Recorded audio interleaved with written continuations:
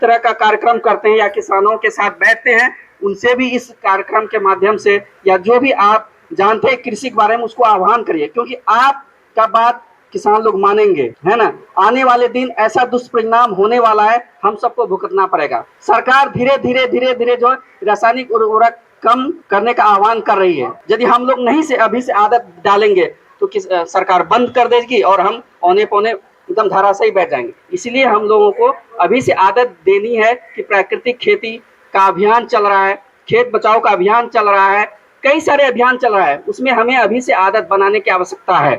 ठीक है, रही बात आप लोगों का खाद मिलने नहीं मिलने से, ये इसमें मंच में हम ज़्यादा नहीं बोलना चाहेंगे।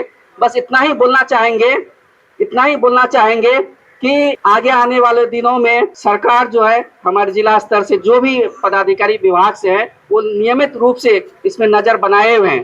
कोई कमी वगैरह हम लोगों को यदि होता है तो पूर्व से सूचना हम लोग देते रहते हैं और वहाँ से आवंटन डिमांड के अनुसार से आवंटन मिल जाता है।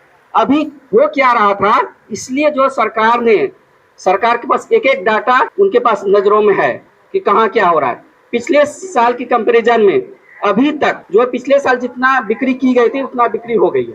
अब जा कहाँ रहा है, किसान ही लेके जा रहा है। और क्या कर रहा है किसान कि आप अपने घर में लेकर के रख रहे हैं, आप सभी को नहीं रख रहे हैं, कुछ ऐसे लोग रख रहे हैं और वो जो गलत तरीके का उपयोग कर रहे हैं, किसी दूसरे को तीसरे को दे रहे हैं। तो सरकार ने सोचा इसको कैसे रोका जाए, तो उन्होंने एक लिमिटेशन लगा दिया है कि प्रत्येक दुकानदार को 5 बैग 10 बैग ऐसे करके बचा, ताकि आगे धान आने वाले सीजनों में जो है कि दिक्कत का सामना ना कर पाए। बीच में बहुत सारे ऐसे किसान हैं जो जीरो उर्वरक का प्रयोग करते हैं। मैं एग्जाम्पल आपको लोगों को गिना दूंगा। नरकटियागंज में अल्लू पांडे जी हैं, सबको बहुत लोग जानते होंगे। एक इनपी वो उर्वरक का प्रयोग नहीं करते और वो ऑर्गेनिक खाद और किसानों को बेचते हैं, सरकार को भी बेचते हैं। वो बताइए, आपके बीच में ही वो किसान है, वो कैसे कर रहे हैं खेती। हमें सीखने की आवश्यकता है, हमें दूसरे से सीखने की आवश्यकता है और जिज्ञासा रहना चाहिए। हमारे मंच पर बहुत लोग बोले कि जांच कराने के लिए जाते हैं, डॉक्टर के पास आप जाते हैं, आपका तबीयत खराब होता है, लेकिन आपका जमीन का तबीयत खराब होता है तो आप नहीं जाना चाहते हैं। आप चाहते हैं कि हमारे खेत पर आकर के जो सब चीज करे। ऐसा संभव नहीं है क्योंकि कर्मी लिमिटेड है। ये कार्यक्रम के माध्यम से आपके बीच जाएंगे, अभी से समझना पड़ेगा, अभी से साइंटिस्ट महोदय के द्वारा बताए गए विधि का हमें प्रयोग करना पड़ेगा, तभी जाकर के हम स्वस्थ रहेंगे, अपने बच्चों को स्वस्थ बनाएंगे।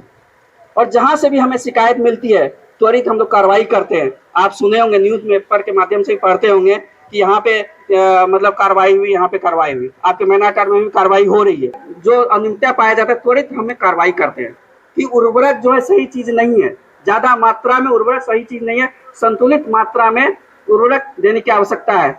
अभी आप गेहूं काटे हुए 2-3 महीना हो गया, खेत को आप खाली छोड़ दिए, यदि उसमें हम मूंग लगा देते, उड़द लगा देते या ढैचा लगा देते, 2-3 महीना में आपका खाद तैयार हो जाता। सीखते हैं, जानने का प्रयास किए।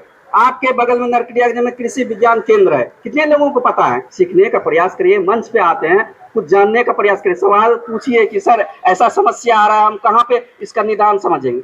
आप कृषि विज्ञान केंद्र में जाइए, हर एक पंचायत पे जाने कार्यक्रम के माध्यम से, चौपाल के माध्यम से, वहाँ भी आप आइए, जरूर आइए। और नए तौर तरीके आज के बदलते युग में, मौसम परिवर्तन के युग में हमें सीखने की आवश्यकता है। कौन से फसल जल्दी लेना है, हमारा आने वाला जो है मानसून जो वीक पड़ने वाला है।